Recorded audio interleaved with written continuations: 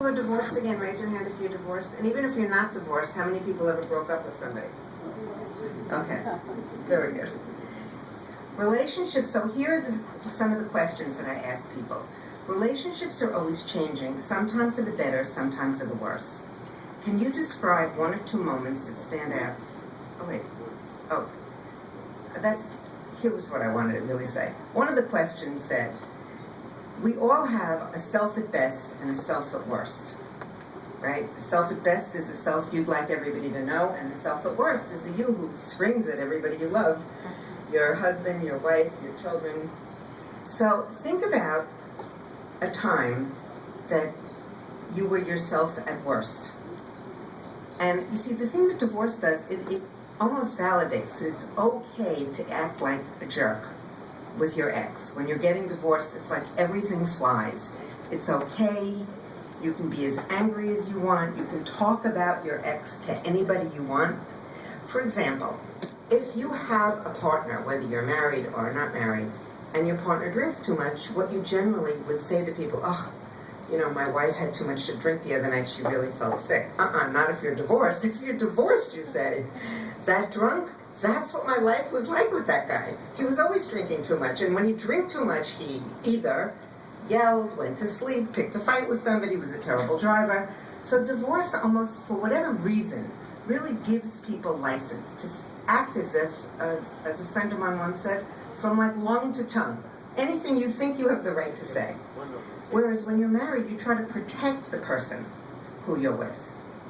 So many people, in listening to me talk, ask me, befriend my ex. Why would I want to befriend my ex? What I really want to do is behead my ex.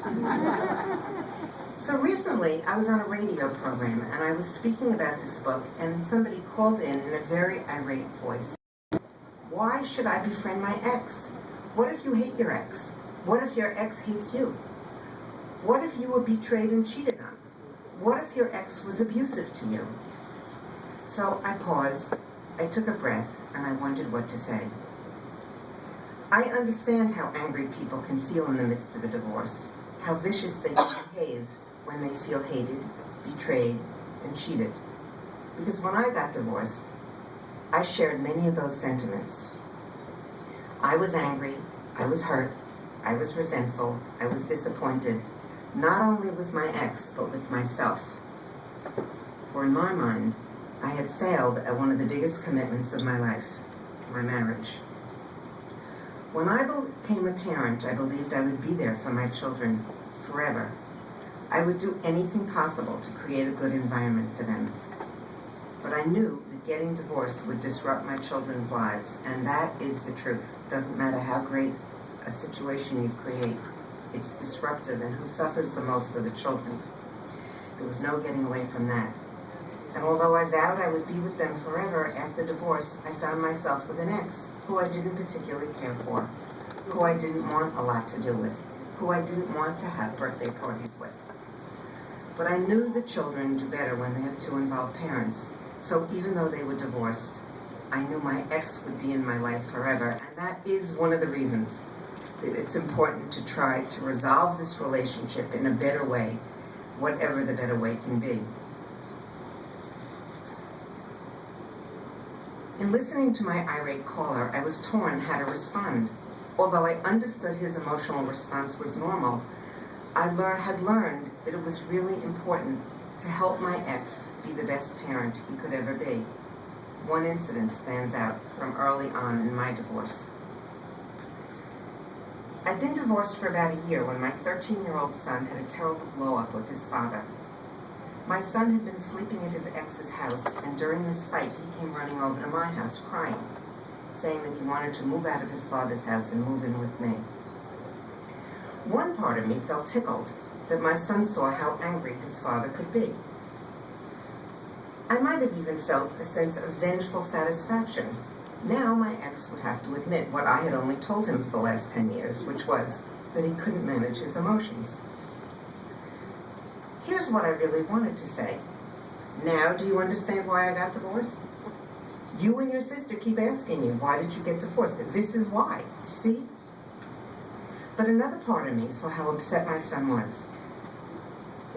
being at odds with his dad, and my intuition led me to help my son and his dad repair their relationship. My words were deliberate. Zach, just because your dad blew up doesn't mean he doesn't love you, and that is the truth. Just because your dad blew up doesn't mean your dad doesn't love you. He does. He just can get really angry sometimes. And sometimes we all get angry, too angry. It's not a good thing, but he's your dad, and he loves you. Even though we were divorced, I went to bat for my ex. I tried to hold in mind the mantra, which is what this book is really written about. Children benefit when they have two involved parents in a conflict-free environment. I tried to treat my ex as I would have if we were still married, with compassion and forgiveness. I know it sounds difficult and maybe flies in the face of what you have been led to believe, how you have the right to behave when someone who you love has hurt you, but that is what came to me in that moment. Comforting my son was first on my agenda, so I called my ex and invited him over to my house, and when he came in, he apologized to my son for losing it. Eventually, I left the room so he and my son could reconcile, and later, he thanked me. And in the many years that passed between that incident and his death just last year, my ex referred back to that moment frequently.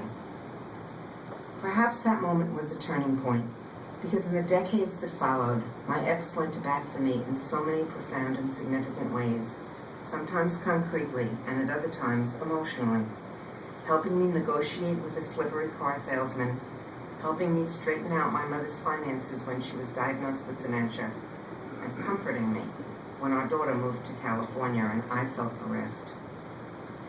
So back to the caller who wanted to know, why befriend someone